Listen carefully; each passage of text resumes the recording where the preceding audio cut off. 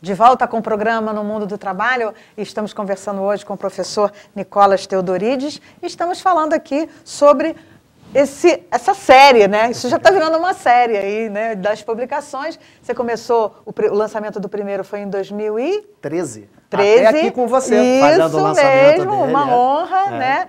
O lançamento foi em Teresópolis. Esse agora você falou que fez em Santa Catarina. Isso, lá em Florianópolis. E já tem outros aí no forno, vamos dizer assim. Tem um que já saiu agora em dezembro. Tem mais 2 que estão no forno, porque eu tenho que dar espaço. Porque senão nem a editora quer publicar tão rápido. É lógico, né? Então ela pede, no mínimo 6 meses. Então eu tenho mais 2 no forno, estou produzindo mais um.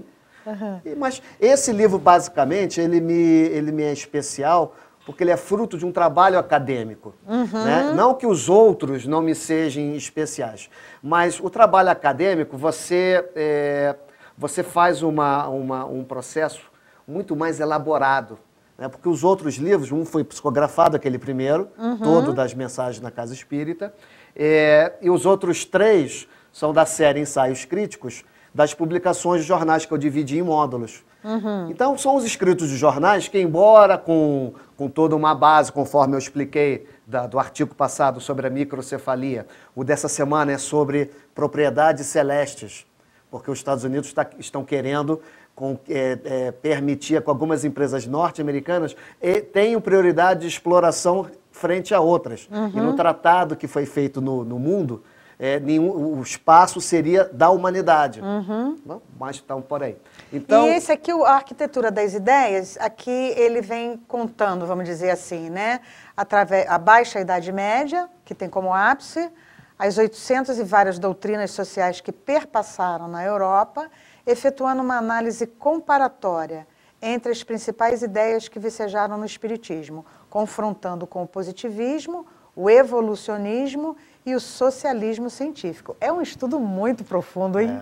E eu ainda estou estudando. Estou estudando ainda, sabe por quê, Rita? Quanto mais você vai estudando, isso nós vamos aprendendo na própria biologia. O nosso cérebro tem os neurônios. Então, quando você vai estudando, você vai aumentando o seu cabedal de conhecimento e você vai criando links. Esses links, eles vão dando sinapses. O que são as sinapses? É a ligação que você faz entre um conhecimento antigo e um conhecimento novo. Né? Por isso a microcefalia. De um conhecimento que eu já tenho, mediante o que foi comentado em microcefalia, eu fiz uma divagação. Pode ser certa, pode ser errado. Não entrei no pormenor específico da parte física, e sim do processo do ser como espírito. Então tem uma outra questão. E o livro em si, que é a cereja do bolo, é o capítulo final, que é onde, por eu ter feito história comparada na UFRJ, é onde eu pego. Século XVIII, você tem, virando para o XIX, algumas ideias, alguns conceitos de ideia muito interessantes. Um deles é a fraternidade, mas a fraternidade ali está entendida como filantropia. Você vai ter a caridade. A caridade também é entendida como você atender uma pessoa ou outra, não dentro de um processo maior. Você vai ter o processo de educação, né, que já vem com Rousseau. O Rousseau, com aquele livro, inclusive o Emílio, ou da Educação, ele tem todo um perpassar em cima disso. E, principalmente, as ciências sociais do século XIX, com o qual o Espiritismo dialogou. Por quê? Quando você escreve qualquer coisa, a não ser que você seja um gênio ou uma pessoa, tipo um Júlio Verne da vida, que você consegue imaginar uma coisa totalmente para frente, você vai usar linguagem, você vai usar figuras de representação daquilo que você tem de conhecimento. Muito bem. O que o Espiritismo, na sua codificação, tem nos livros basilares? Então, o Livro dos Espíritos, Gênese, Livro dos Médiuns, o Evangelho segundo o Espiritismo, Céu e Inferno, o que é Espiritismo. O que esses livros têm em comum? Eles perpassam todo o universo que era peculiar àquela segunda metade do século XIX. Então, o que nós temos na segunda metade do século XIX? Darwin lançou, né, a evolução das espécies, a origem das espécies, em 1859. 2 anos depois, do Livro dos Espíritos. Tanto que o Livro dos Espíritos, ele sai com 501 perguntas e respostas, e em 1860, quer dizer, um ano depois do evolucionismo, né, do Darwin, ele sai com mais... tem algumas edições com 1018 e outras edições com 1019 perguntas, porque uma é desdobrada, né, seria isso. E aí você tem todo um perpassar de como que o Espiritismo vê a parte de evolução. Darwin, por exemplo, colocou, e aí dando uma palhinha do livro, Darwin colocou a seleção natural. Isso. A sobrevivência do mais forte frente ao mais fraco. O Espiritismo diz que não. E aí usa uma representação que eu uso, que eu acho essa imagética muito boa. A escada de Jacó. A escada de Jacó, você tem as pessoas subindo, né? Quer dizer, até o fato de subir e descer é da teologia cristã, céu e inferno. Isso. Então nós utilizamos isso.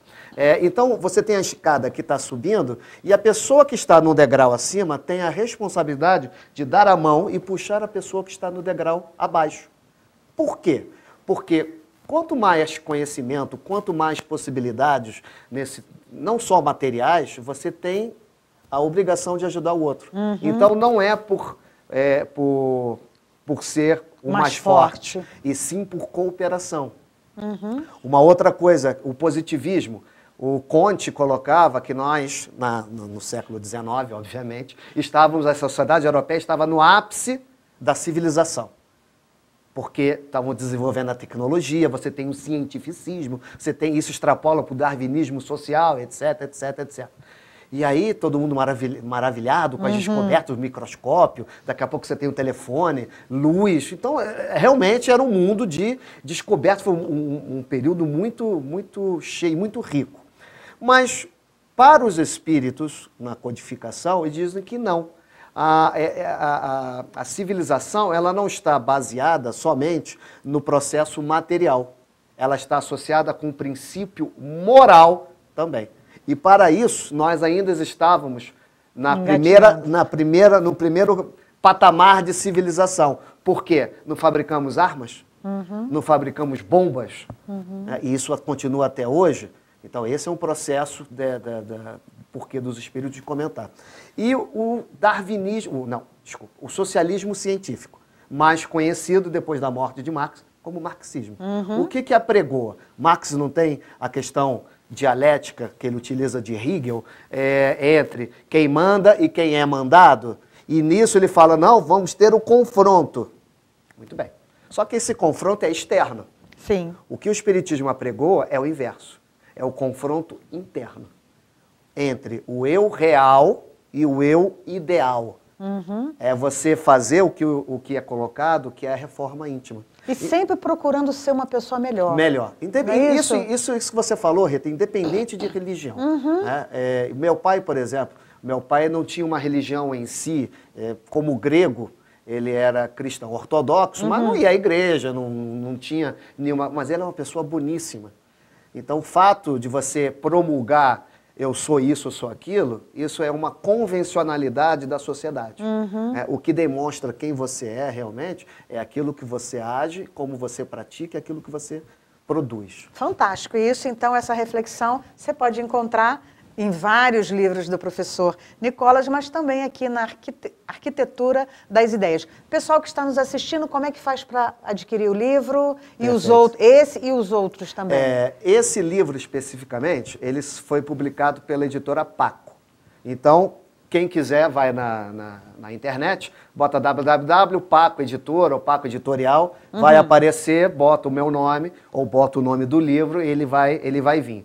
Os outros 4 livros, no caso, O Tempo de Renovar, que foi o primeiro que eu vim aqui, são psicografias feitas na Casa Espírita. E os outros 3, Ensaios Críticos, eles são todos da editora Multifoco. Mesmo processo. Entra editoramultifoco.com.br, puxa o meu nome e aí vão aparecer os 4 livros lá editados.